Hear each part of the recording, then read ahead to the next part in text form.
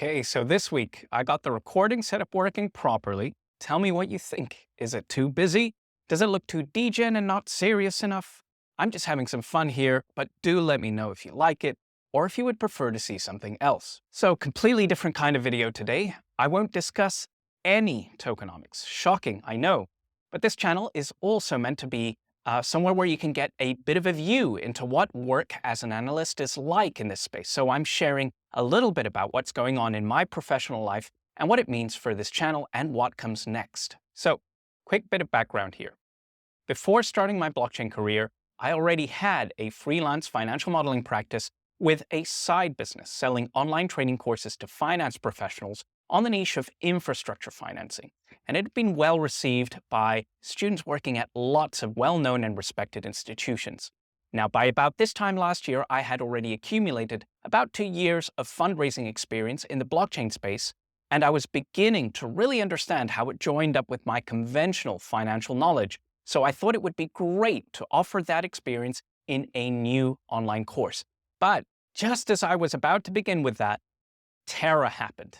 And amid the aftershocks came 3 arrows, Celsius, and of course, FTX. It has become painfully apparent to everybody in this space that these events, in conjunction with a challenging post-COVID macro environment and the challenging turn we're receiving from regulators, all mean that this bear market is going to last. And that big changes are also going to be needed from us to really deliver on the optimistic and ethical vision that we hold for this technology. Those of us who really believe in blockchain and aren't just jumping onto the new AI gravy train are hunkering down and saying to each other and ourselves over and over and over again that now is the time to build. But what does building mean for someone like me who adds value as a consultant and advisor? Sure, I could go build alongside a great project, but actually I've decided that the best building that I can do at the moment is on myself. I'm not going to pretend that this vision was fully formed the moment that Terra happened. It's kind of grown gradually as the full scale of the fallout has become apparent, and as I met with thought leaders from the traditional business world and started networking with professional communities of token engineers and token economists online. So today, I'm going to give you a little bit of an update on how this self-improvement journey has been going, where it's headed in the near term, and what it means for this channel.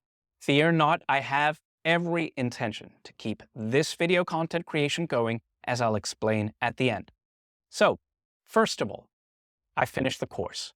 Yes, it took much longer than I expected, and the first reason for that is it kind of always does, but the surprise factor this time was that I wanted to explain blockchain fundamentals to students in my own way, and I just didn't think there was good material out there that captured the business and economics angle on those fundamentals in a sober and realistic way, all in one place. That effort to own this material kind of sent me down a rabbit hole, because if you ever try and teach something, you're going to discover that it really shows up where the gaps in your knowledge are, and firming them up to a high standard can open up all these strange, fascinating little alleyways that you never knew were there and which seem intensely important to you at the time. If I'm honest, I'm sometimes a little disappointed in myself that it took this long, because I've done this a number of times now, and each time I swear it won't take as long as the last, and then it does. But at the same time, I do notice now that when I'm dealing with clients or prospects, I'm just so much quicker at reading a situation and breaking it down and having a principles-based framework to do that with. So on the good days, I'm still hopeful that this work will generate a good payoff for my client work in the future. I've decided to keep all that foundational material available and accessible for free for the time being, and make the paid course focus more narrowly on the fundraise and listing process. But with 6 hours of video material, rest assured it's still deep and substantive. The other tangible benefit of this longer creation journey was that I chose to release clips of the work gradually onto YouTube as I went along. On the day that I'm recording this, I'm delighted to be standing at just over 700 subscribers for a really niche subject area without additional marketing going behind it. That's not an explosive success, of course, but it is still just above average for growth on YouTube. And something's working here because this exposure is creating some really interesting introductions for me in this space that, while not an immediate cash earner today, look promising for the future. Another big thing happened over the past year. I got my first public speaking engagement thanks to one of my clients, Parallel Chain, who organized the International Symposium for Blockchain Advancements Conference in Singapore last December. That's the ISBA. Now, keep in mind that I began my blockchain career in isolation during COVID.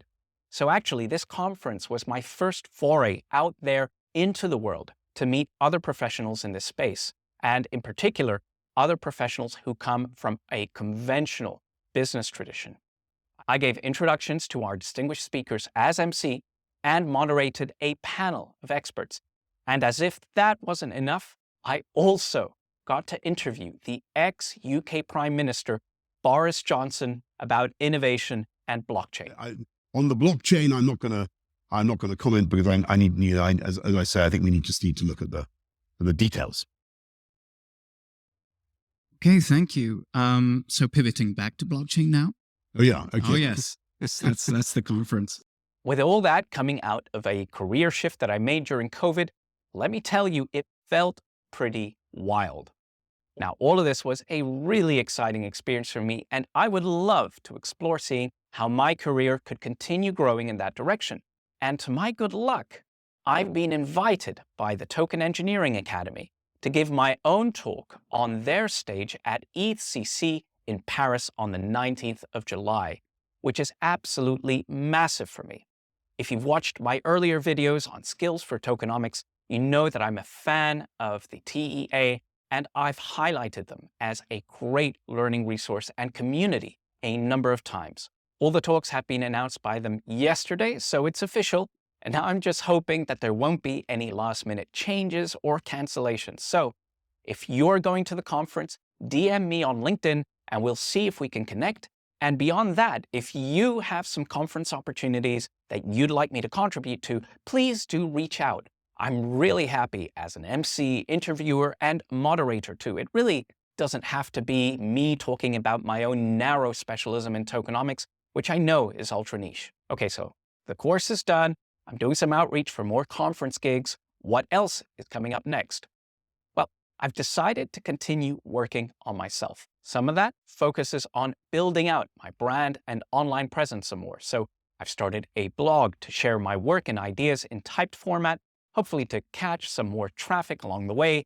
And I'm also managing some new marketing efforts to match my course up with the people who are going to get most value from it. The other big thing I've been doing since January is plenty of research. I'm always reading papers, skewing towards publications by large and established institutions like Bank of England, JP Morgan, Circle, Bank of International Settlements, Binance, EY, and so on and so forth. Some of the guidance that I offer my clients is strategic, so I think it's important for me to have this broader view of what's happening across the industry in the parts that I'm most interested in.